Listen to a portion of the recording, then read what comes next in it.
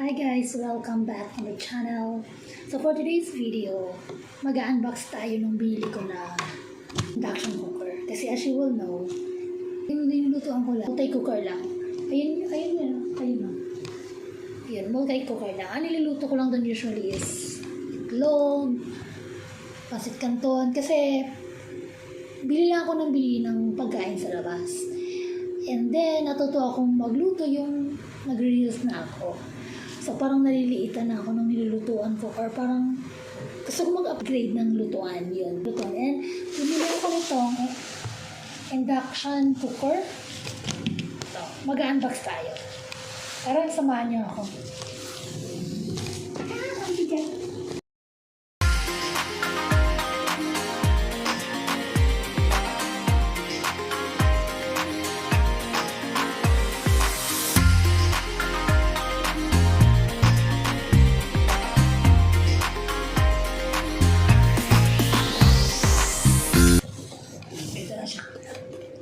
So, binili ko siya sa Lazada na, magkano ba to? 3,000 something. And then 2 days lang, na-deliver na siya sa akin. So, gagamit ko na siya.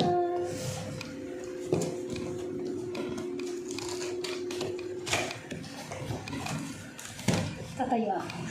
Hindi na kaya ng power. Oh! May free siya, oh. Ano? Oo. May free siya. Ito. Free.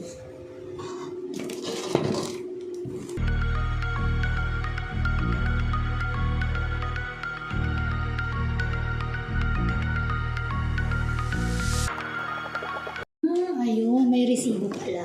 Ito siya. Nabili ko siya sa Lazada ng 3,337.30. Ito siya.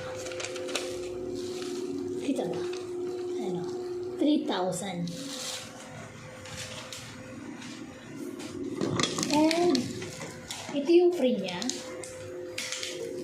Hindi ko alam kung ano unahin ko, no?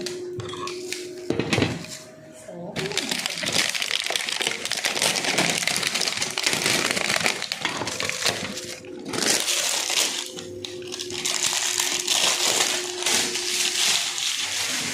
lucky.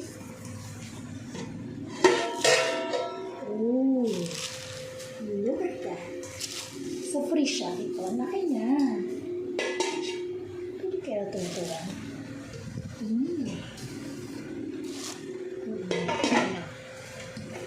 Ito yung free. Free na.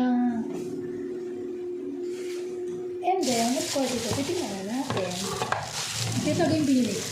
Kasi gusto ko nang palitan yung lutuan ko.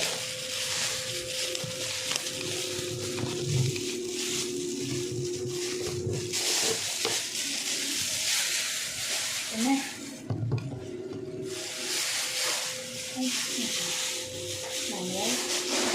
So, ito siya guys.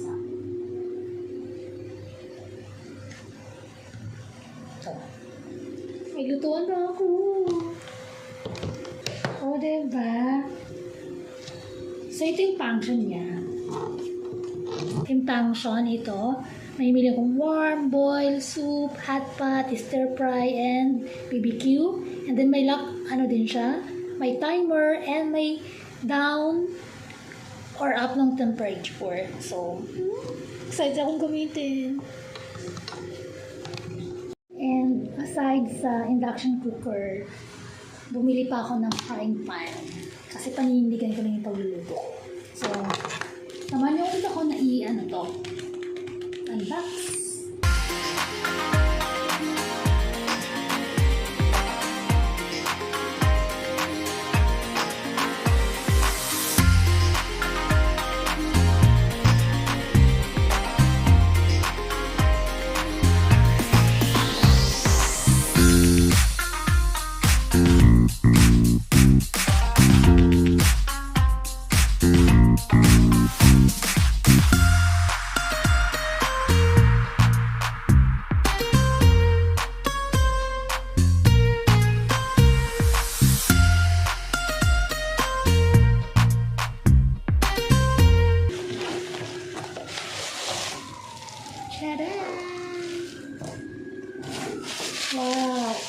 Look at that.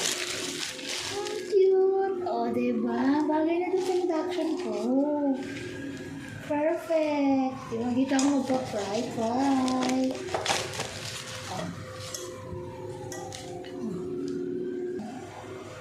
Diba? Paninindigan ko na talagang pagluluto ko.